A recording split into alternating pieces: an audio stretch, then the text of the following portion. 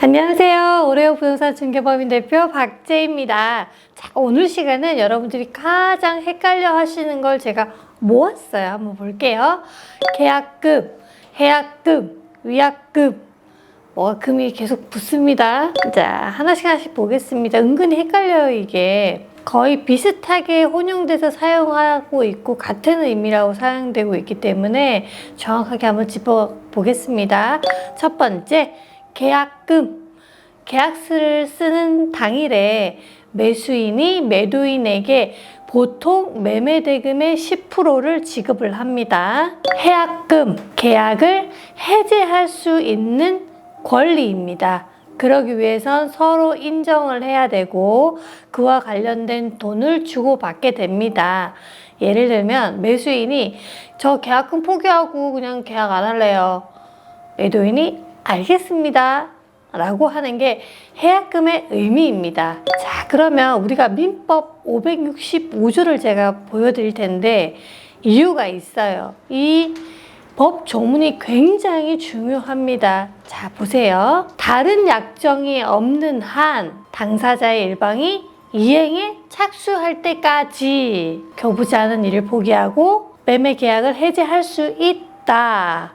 지금 보면 다른 약정이 없는 한 이행에 착수할 때까지 이 두 가지가 가장 중요해요. 그럼 이행에 착수를 할 때까지란 어떤 의미냐면 중도금이 있다면 중도금 납부하기 전까지, 중도금이 없다면 잔금 납부 전까지, 그리고 다른 약정이 없는 한 이 의미는 별다른 약정이 없으면 계약금을 해약금으로 추정한다라는 의미입니다. 이 말을 거꾸로 하면 특약에 계약금을 해약금으로 보지 않는다라고 적는다면 계약금을 포기하고 계약을 해지할 수 없습니다. 결론적으로 해지할 수 없고 이행해야 된다는 겁니다. 돈을 줘도 해결이 안 된다는 얘기예요. 그럼 만약에 중도금을 정한 날이 있는데 그날보다 일찍 중도금을 입금을 했어요. 그 이유가 갑자기 집값이 막 오르는 거야. 혹시라도 매도인이 마음이 바뀔까봐 빨리 계좌에다가 중도금을 미리 이체를 한 거예요.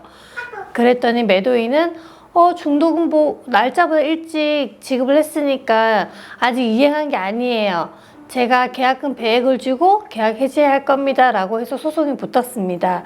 자, 이 판례가 있는데 그 내용은 이렇습니다. 중도금 날로 정해진 날, 그날 이전에 지급한 중도금은 이행에 착수한 것으로 보지 않는다. 그 말은 특약에 이 문구가 없었기 때문에 이 매도인은 계약을 해지할 수 없는 거예요. 그래서 결론적으로는 일찍 중도금을 납부하더라도 그건 계약이 성립합니다. 이행에 착수한 것으로 보고 계약을 해지할 수 없습니다. 자, 세 번째, 위약금. 계약 당사자 중 누군가가 계약을 위반했을 때 그 책임을 묻기 위한 어떻게 보면 손해배상 비용인 거예요. 네, 매수인이 위약금을 지불하고 계약을 해지하겠습니다. 네, 알겠습니다. 공인중개사가 말을 하고 대신 계약 매매 대금의 15%를 위약금으로 정한 특약이 있습니다. 그 부분이 실행이 돼야만 계약을 해제가 할 수 있습니다 라고 매수인한테 얘기를 한다면 매도인은 그걸 받아들이게 됩니다. 어떻게 보면 매매 대금의 15%를 더 내라?